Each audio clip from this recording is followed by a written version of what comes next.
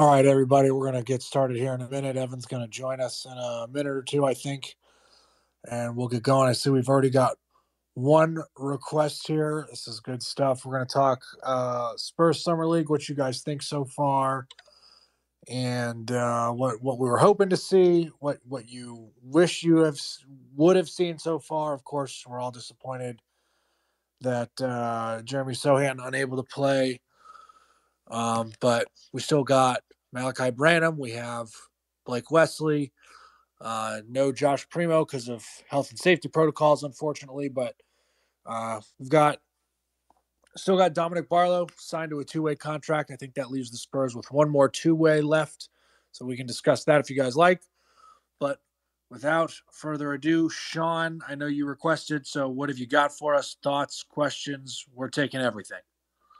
I think dog is in the drinking water for a lot of these rookies and a lot of these young players, and it's no different in San Antonio. I like the team chemistry a lot, even if we're not winning games or guys aren't playing their absolute best. It's July. Jeremy Sohan is not playing, but he's on the bench. He's animated. He's excited. Those are the types of things you like to see in San Antonio in general. And player development is the name of the game. I have no patience for the continued just assurance. I don't know if assurance is the word for it, but we just assume the Spurs are tanking because they got younger. But the Spurs have taken spare parts and won championships with them. Boris DL got cut from the Bobcats. So we have to play the games. And all I'm asking people to do is let us play the games and see what happens. We're willing to do it with all these other things, but we're not willing to do it with the Spurs. Come on, man. Absolutely agreed.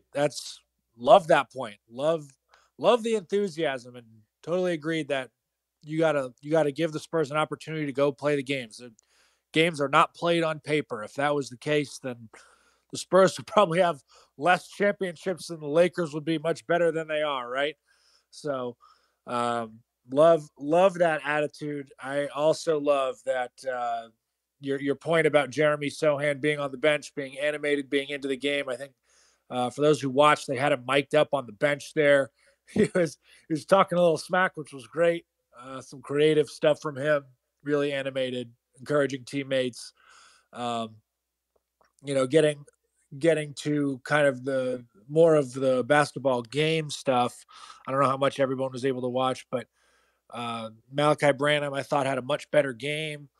Blake Wesley at times struggled. Dominic Barlow was all right. I don't know how much of it you got to see, Evan, but do you have any initial thoughts on it?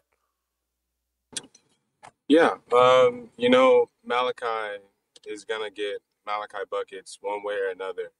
And the first few games it wasn't falling for him. A lot of the shots were short. A lot of the shots were rimming out. But he had a great attitude going back into the huddle today, even being a vocal leader. I saw that from like a little standpoint right before they went to a commercial, like clapping his hands, being real engaging. And with Primo not being there, not playing today with COVID protocols, hopefully he's okay. There was probably maybe 8, 9 more minutes available for Malachi for him to do his thing. Multiple shot opportunities, multiple ways for him to showcase why he was a quote-unquote lottery lock and why he is a steal that he fell from us.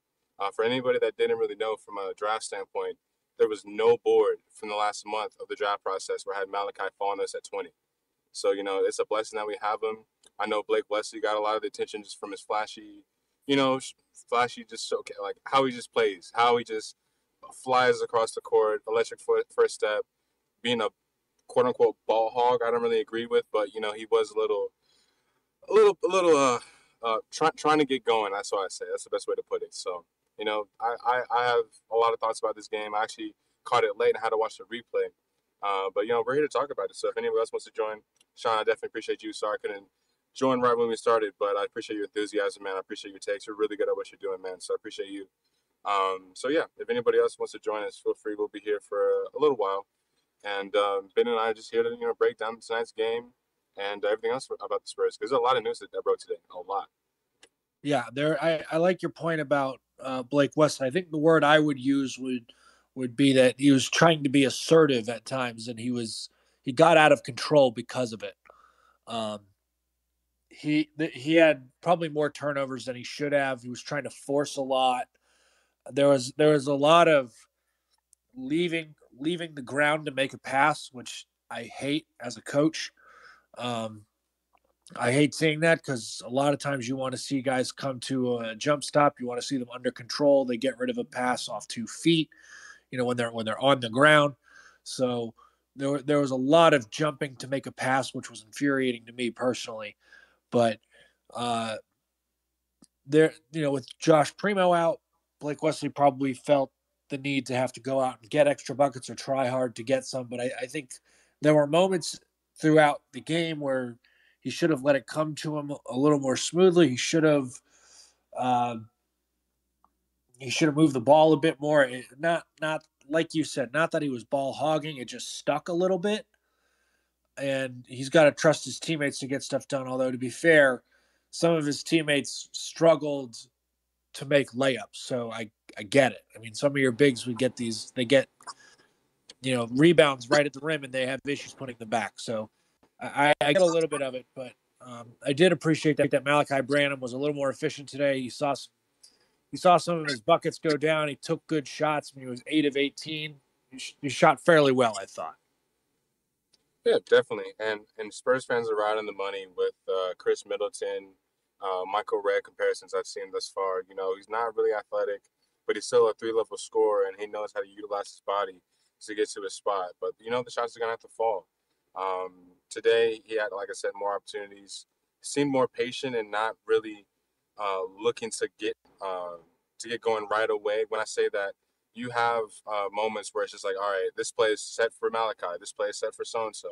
Malachi may have had some plays run from him, but he kind of blew up, and he's like, you know what, not as passive-aggressive as maybe Blake Wesley, who's going to take any and every shot that's made for him by far. I've seen a lot of people talk about Blake Wesley. Reminds me of DJ. Blake Wesley reminds me of literally a cross. If DeJounte and Lonnie as a prospect coming in, both as rookies, were to be one player, it'll be Blake Wesley as a combo guard mix in between both of them. Electric first step. I don't want to give him the high dribble, low basketball IQ standards quite yet, but he would be electric with more confidence as like if he was playing against like high school, college level competition rather than the summer league guys, G League level talent. He would look a lot better, and he's only looking so.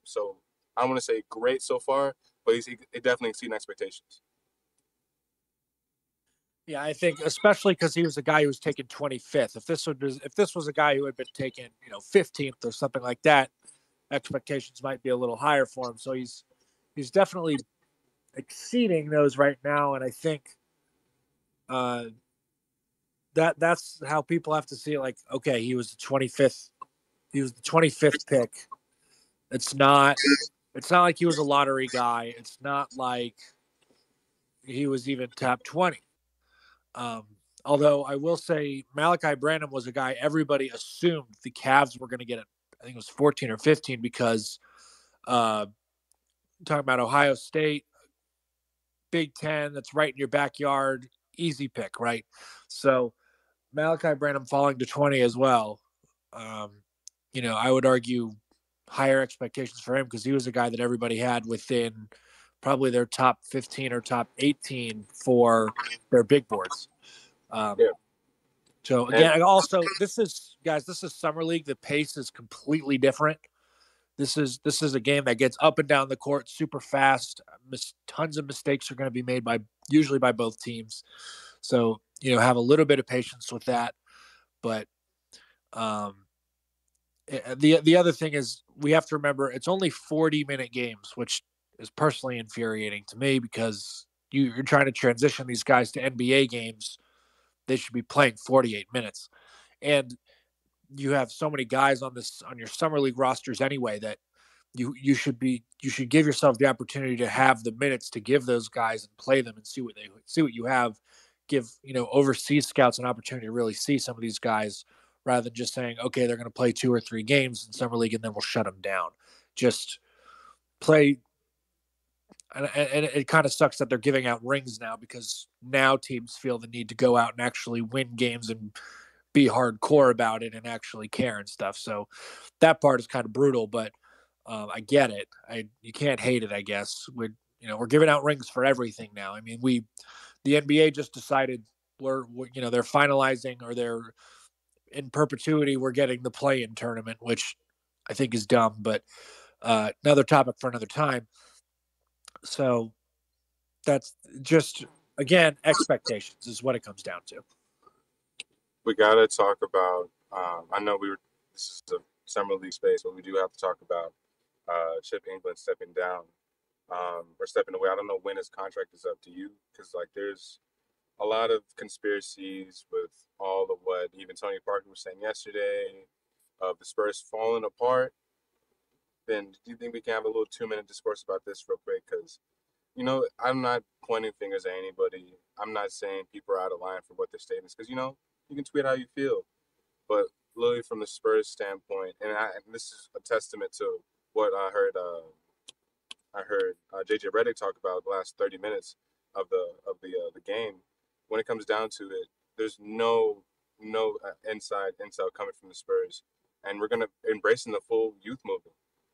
I'm not surprised that we didn't go after Aiden. I'm not surprised we didn't go after a lot of stars that I don't want to say will take away from our youth, but literally don't give our youth a chance. You know what I'm saying? Don't give them a chance to turn into a certain type of player, a certain type of role, maybe a star.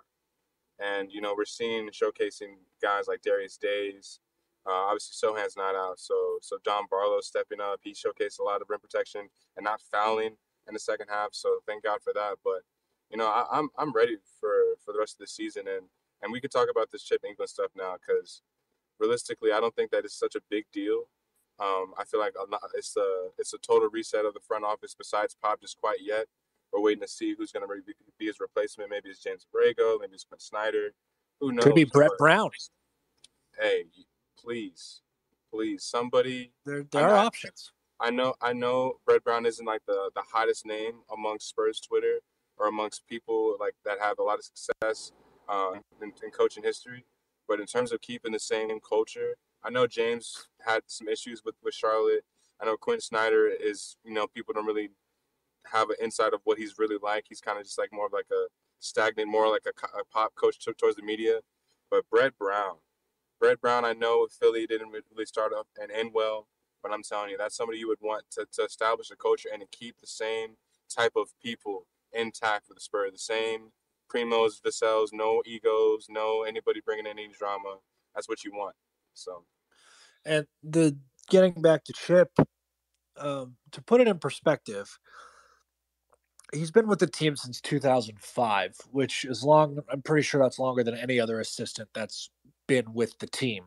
So he's technically the longest tenured assistant, even though you can argue, and it would be accurate to say that he's a specialist in that he's a shooting coach, but he's 61. I mean, he's not super young. He's not crazy old by any means either, but he's 61. I don't know when his contract runs out, so we that hasn't been said, so it doesn't. We don't know when that is. It may be 2-3 years, however long it is. So it's not. This isn't something that's happening immediately.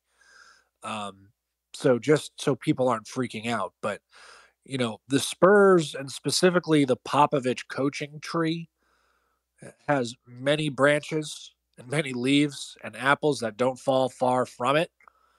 So I have to imagine, and many should be imagining, that they're going to be able to find another coach. I'm even willing to bet a guy that nobody has ever heard of, or a guy who's going to come from overseas. They're going to hire another shooting coach, and it's all going to be fine. So again, don't freak out. I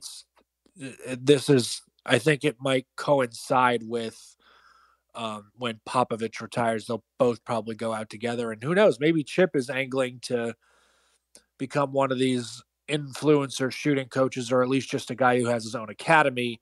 And he says, I want to, I don't want to limit myself to a team, but maybe I do want to handpick the guys I work with. So that is a possibility for him as well. yeah. So from what I heard, and this is not just it's not just a financial aspect of his decision, but having the control and like being on the road, forcing your way to travel, having, like I said, the control of being able to just to move your schedule whenever you want and work with wherever you want, like Ben was saying. not only is that so important, but your bag is going to be severely increased by far. Literally, guys like Sabonis, Grant Williams working with that. I know it's going to sound disrespectful. I forgot his name, but the Instagram shooting coach, I forgot his name. The lethal shooter, and like it's just like if Chip England can work on a lot of guys over the years, I'm sure that he can really expand his portfolio. So who knows? But like you said, he's getting up there in age. This is probably a decision that was probably discussed way before it got announced. And it was, I'm not gonna say it was displeasing to see what people were saying, but it's just like there has been a lot of exciting news, and it's just like the onslaught of just beating the Spurs fan down. It's just like pretty prominent right now. So yeah. Stay optimistic, folks. That's the toughest part. But yeah, this is again, and the other thing is you have to think of it this way.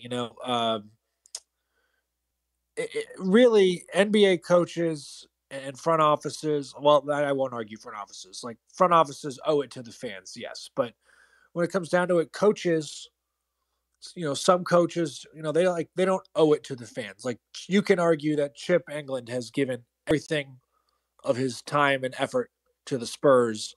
Like leave him alone, let him go in peace. We'll get over the retirement or moving on wherever he ends up, and we'll be, Spurs will be fine. They will survive. They will still exist, and they will still be a franchise. Everything will be okay. I promise. If you want some positive news to talk about, we've got, DeJounte Murray was interviewed, I think it was yesterday during Summer League. He was very effusive. He was very complimentary of how the Spurs handled the situation. He said on record, on TV, I appreciate the Spurs. I appreciate what they did for me. They said we don't want to waste you in your prime years. We want to give you an opportunity to play somewhere where you want to be and where you can succeed. And so they traded me to Atlanta. I appreciate them for doing that. So, I know it sucks that DeJounte Murray is gone, but you can at least take solace in the fact that he's not being a huge D-bag about it. He's a good guy. He's still the same DeJounte Murray we know. He hasn't turned into, some ATL a-hole that we all hate. I can tell you there are quite a few living here. So be thankful for that. But just weather the storm of the summer or the heat. Wherever you reside. If you're in Florida, maybe the storms. If you're in Texas, certainly the heat. And all I can say about DeJounte is if I can move on and realistically have nothing bad to say about him, especially after all the onslaught this man has caused, not just from Twitter, but just personally, literally from a lot of Hawks fans asking me all these questions about him. Oh, we stole your guy. We got your guy over the past few weeks. It's been great, but literally, you gotta like Ben was saying, you gotta move on. You gotta just rip the bandage off, cheer from him from a distance if you're not too salty at this point. But he has great media training.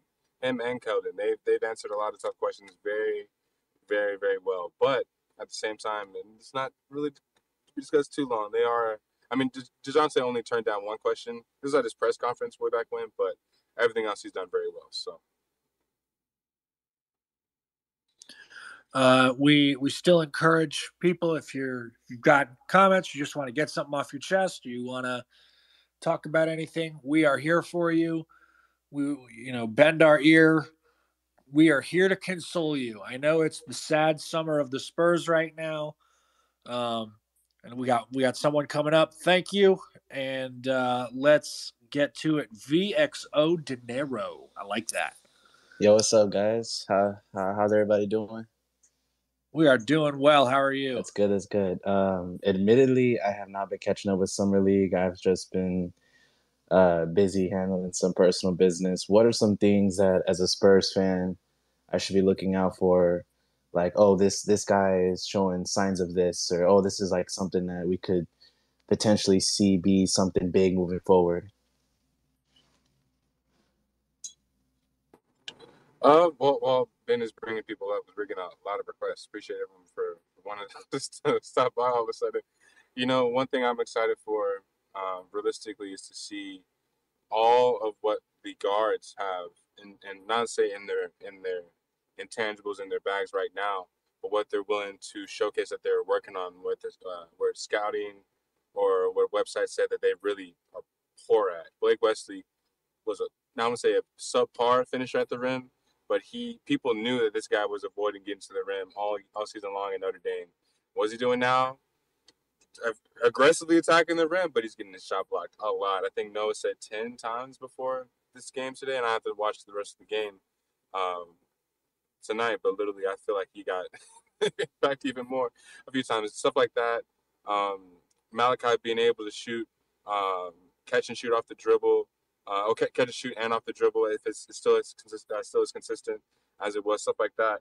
One thing I really wish I would have seen is Jamie Sohan play, solely because everyone's saying, "Oh, Jamie Sohan can't shoot."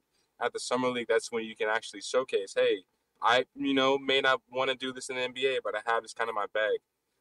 Ben Simmons catching off the shoot mid range. Kevon Looney, look it up. His game was kind of perimeter oriented back in the day before he got hurt.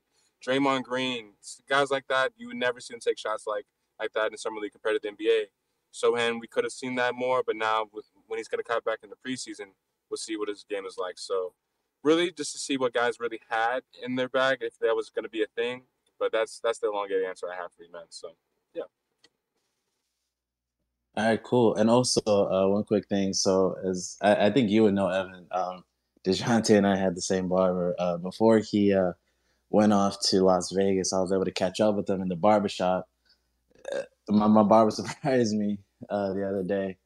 And just a little tidbit, DeJounte is selling his home here, so it doesn't look like, for anyone who, I know there were some fans joking like, oh, maybe he comes back in 2 years. Yeah, it doesn't look like it. It looks like he's either thinking Atlanta or somewhere else. Obviously very early to tell, but something for y'all who are keeping track of that. You know who still has a house here? Who has a house here? George Hill. Come on, George Hill's brand. Let's see. Let's visit some. What does he have? Alpacas, camels, all that kind of stuff back there. Yeah. His little personal zoo. Yeah, kids will love it. I'm talking about the 19-year-olds. They'll love it. I'm convinced George Hill is coming back as a coach at one point. You can't tell me otherwise. And one time I gotta say it because I've said it in every other space so far. This is the Master P agenda, Master P season. Make them say, Yeah. Oh my god. Yes. We tanking, baby. Bro, he's hilarious. Hey, we definitely appreciate you, man. This is so funny. I'm laughing through the pain. That's what you got to do. That's literally what you have to do. I believe Parallel came right after him. Eloy, Danny, then Rudy. Somebody else is trying to join. Feel free to try and request again. I think his name is Viraj. Yeah, man. Try and see if we get up here again. Floor is yours, Parallel. What's going on? Appreciate you joining us once again.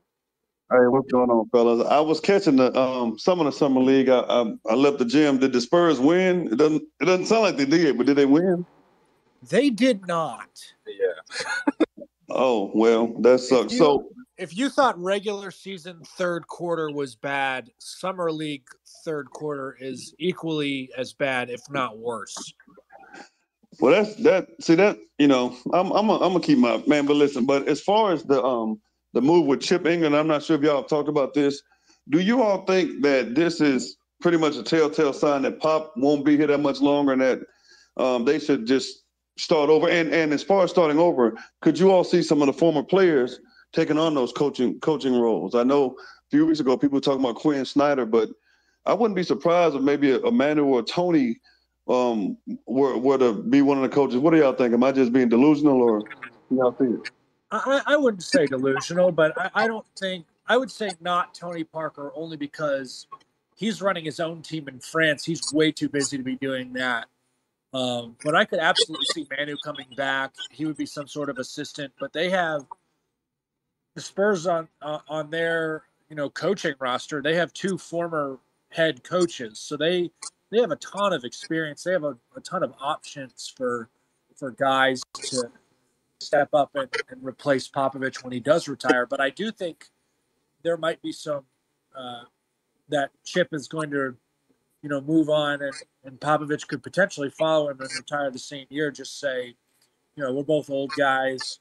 we're ready to go. We've left our impact where we want to, and we're ready for the next step in life. Yeah, I'm still on the train that Manu's probably going to be an assistant maybe after his kids get a little older. Tony, I wouldn't want Tony back on this team. I'm not trying to sugarcoat it. I feel like he's that one real strict PE coach or one real strict substitute teacher that just acts all nice and cool, like everything is all kosher. That tells the teacher, oh yeah, everything's cool back. He's somebody that probably is more happy in France. Just coming over here probably just to show love to the Spurs. He's having dinner with Coach Pop in a few weeks. Probably gonna update him with everything's going on, especially after free agency, and that's probably it. He's probably not interested in coming back and working with the NBA, to be honest. So he just lost Victor Wembanyama off his team, so he's not too happy about that. I can imagine, but maybe anybody else, guys like George Hill, guys even like Patty, being a part of this franchise one way or another, I would love to see one day, but maybe not Tony. I'm not sure. I believe Danny. Oh, Eloy. Eloy is next. Danny, Rudy, then Viraj. What's going on, guys? And if you want to jump in at any point in time, if you have anything you'd like to follow up with them, feel free to. What's up, y'all? How you doing?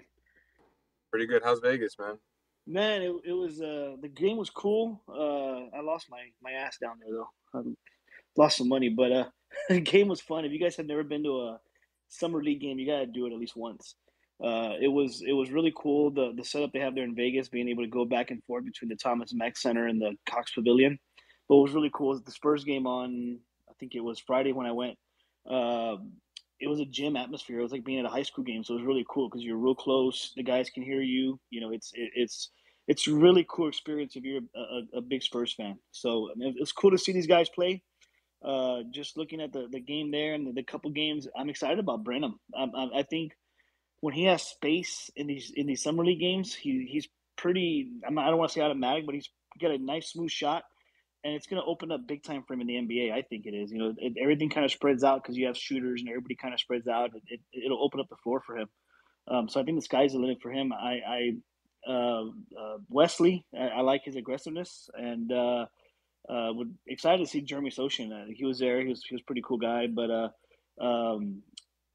you guys watched the game tonight. He was mic'd up, man. I thought it was hilarious how much smack he was talking from the sideline.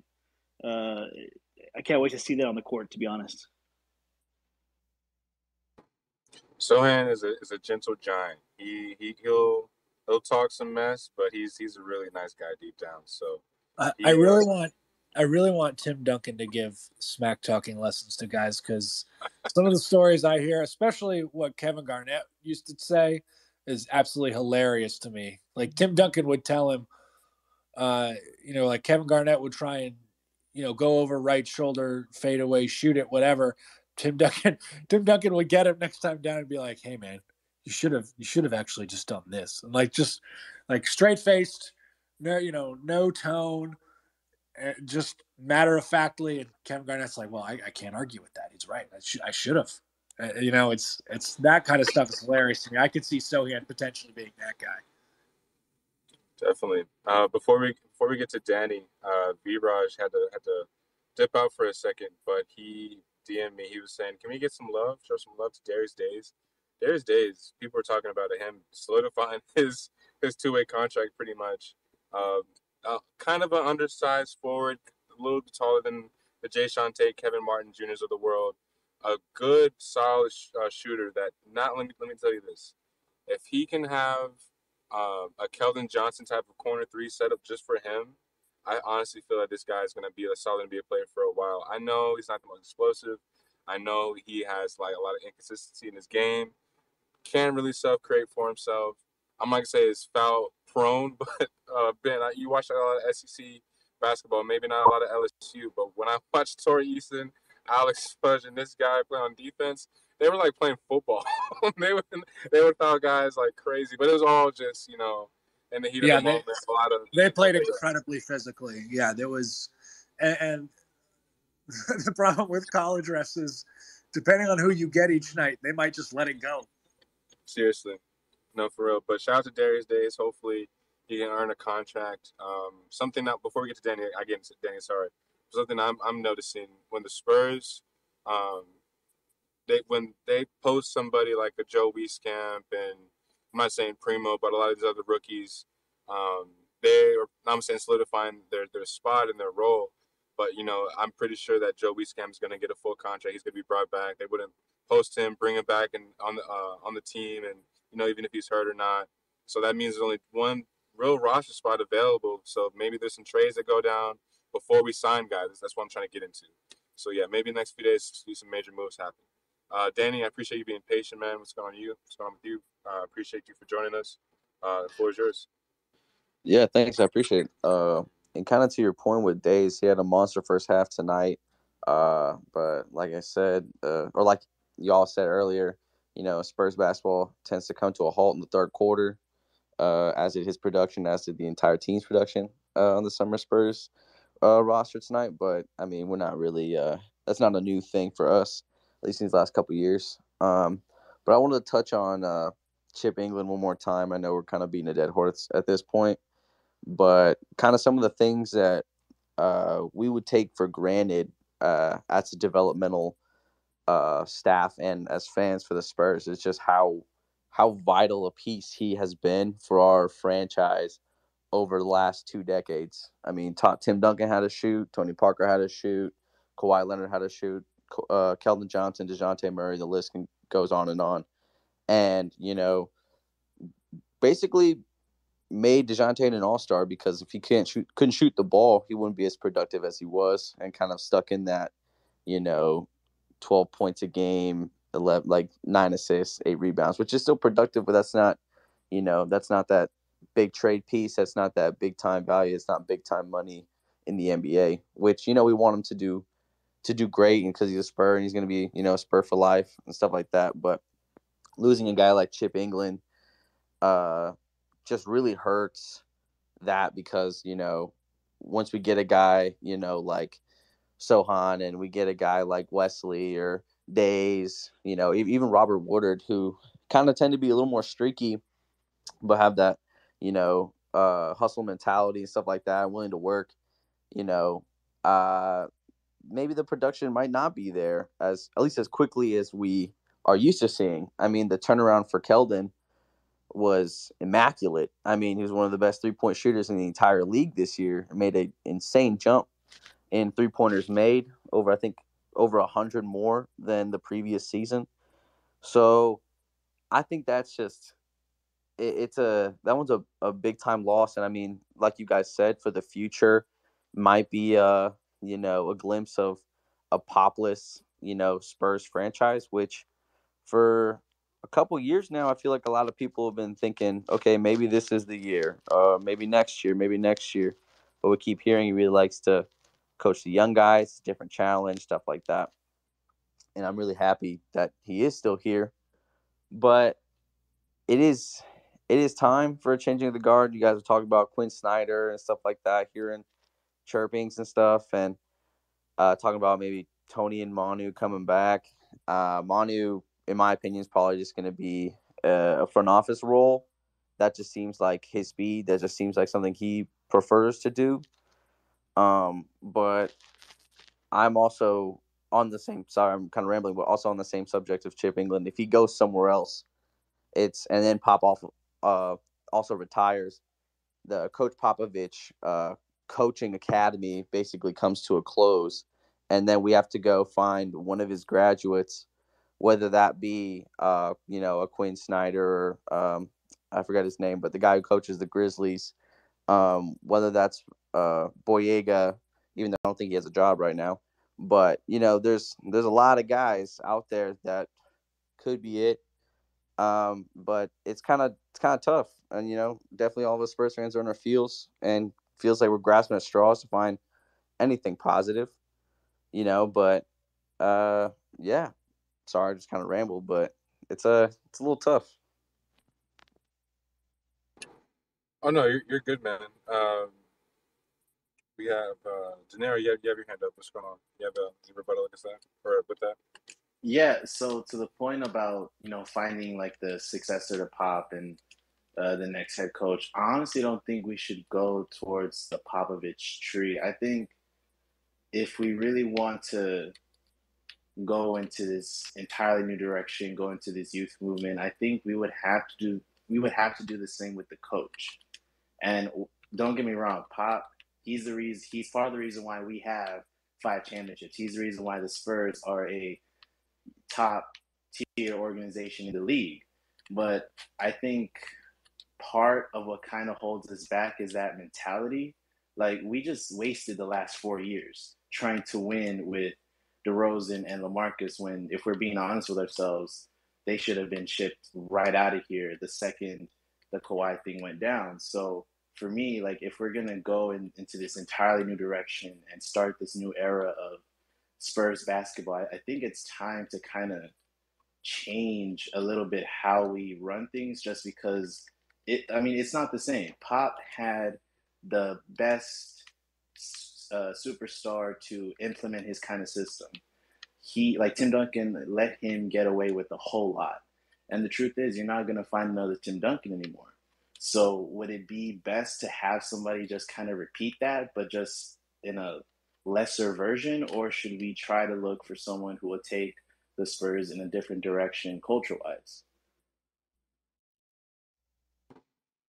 I'm gonna let the floor go with that. This is a great discourse going on right now. I have no real opinion. Danny, Eloy, Parallel, Dan, even go ahead.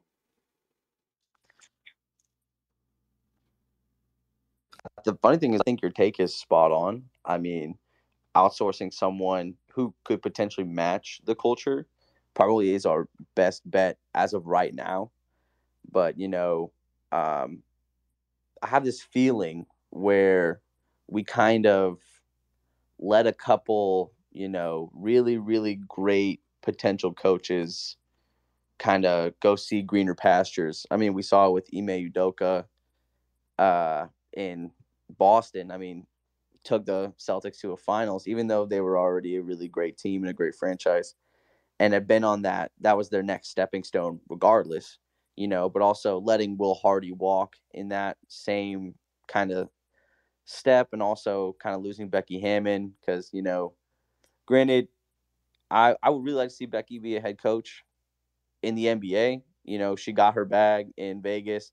I'm very happy for her, but I felt like if it were to be an NBA franchise, we should have been that franchise. But by all means, she's doing an incredible job in the WNBA with the Aces and everything too. But I think it's just we've let a lot of great basketball minds kind of just like fall through the cracks. And there's so many little inklings around the league, the G League, in the front offices all over the NBA that have just little kind of pieces of the Spurs. I think Landry Fields just became a GM for a franchise, and he was our Austin Spurs GM or something like that, or assistant GM or something like that. So we're kind of like, it just seems that we are this launch pad for a lot of coaches, front office members, stuff like that. And it'd kind of be nice if that came back. That's kind of what I was trying to voice. But no, I completely agree with you, and I think that once we find that new young basketball mind to take over that take over that role and fill those huge shoes that Pop is going to leave behind, a Hall of Fame coaching career. Yeah, I think that's just the next big dilemma in Spurs fandom. I think hindsight being 2020, Becky leaving us should have been like a red herring, because to me personally, I think what better way to kind of continue on, the Spurs culture, the tradition of winning. Like, Becky, by all accounts, had the respect of everybody in that locker room, especially DeJounte. So I mean, and the reason why I bring DeJounte up is, like, if you're talking about like the leader on the team, right? As of last season, it was him. So you're letting, to your point, we let so many people just go off and now have become, superstars, and whether it be in the front office or whether it be as a head coach. And now, we're letting people like Becky Hammond get away. I mean, to me, that was like, what are we doing? I mean, what's the plan here if Pop leaves? And honestly, I don't really think there is one. It's really just like, it sounds messed up to say, but it's almost like we're at the mercy of Coach Pop. Like, because he gave us 5 championships, it's like, okay, we're just gonna let you do what you want, and as soon as you say you're done, okay, then that's when they're gonna start thinking about that. But it's kind of weird, like like why should we be at the mercy of somebody who? And again, I love Pop to death, but he's kind of. I mean, is he still really that guy? I mean, I let's, don't. let's be real. I gotta jump in here real quick. We can't just outright say that, and I'm not trying to just 100% disagree with you saying and disrespect what you just said towards the end, but literally like saying Coach Pop isn't the guy when there's a new NBA, there's obviously a new how do you say play style, everything new is not the same when Coach Pop came, right? It's a different style of play. Basically, you have to think about it this way: if the Spurs have somebody to bring in right away that is a better, I'm gonna say, replacement, but it's somebody that keeps the same pedigree, same type of what's the word I'm looking for?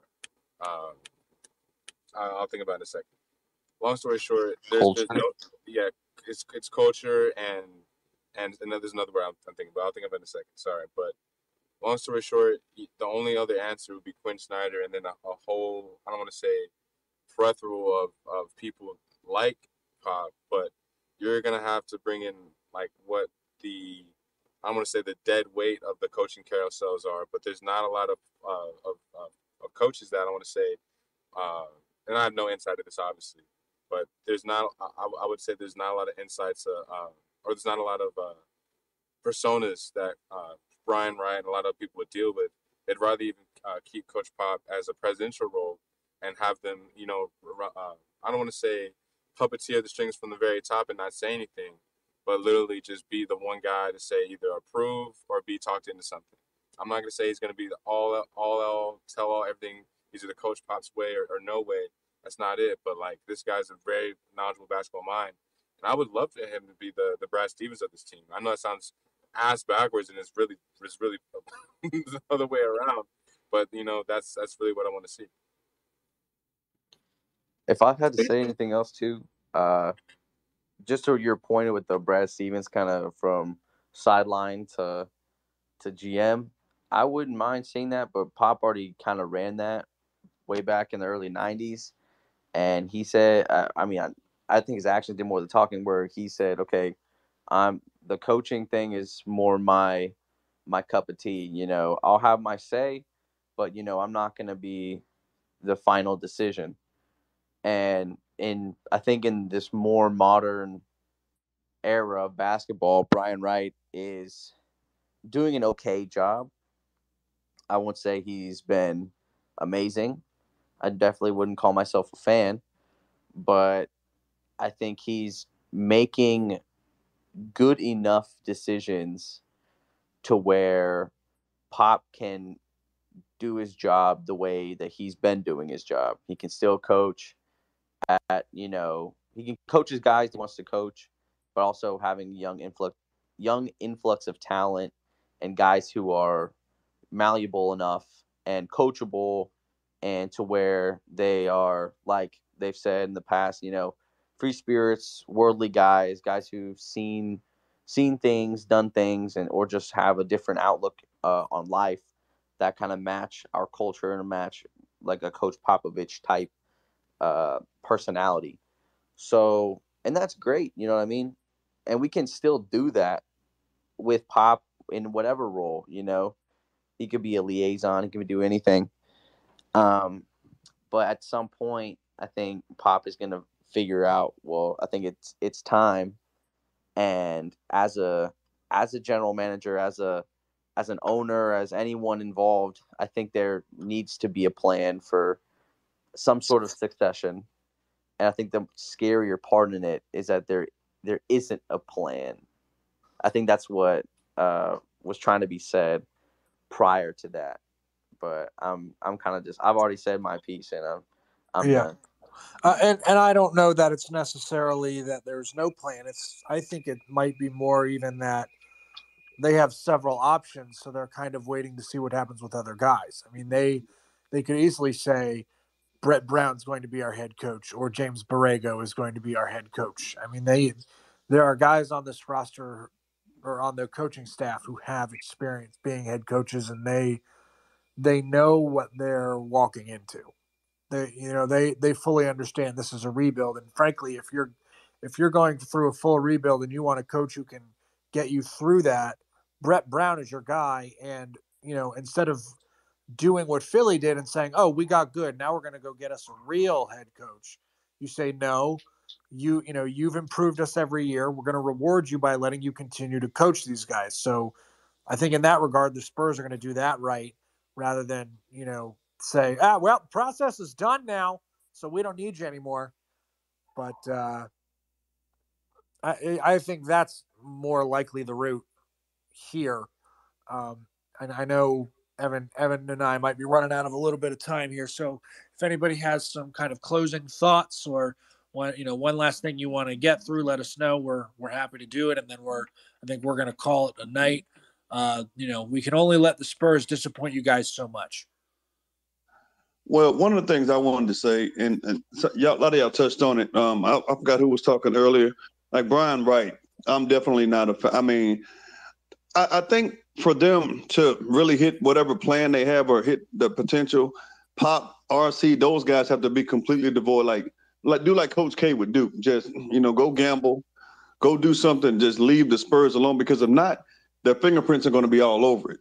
And two, the reason I'm disappointed in the quote unquote vision of the Spurs is because when they brought Tim in, Tim didn't have to start with a whole bunch of rookies. Tim was there with Sean, Avery, David.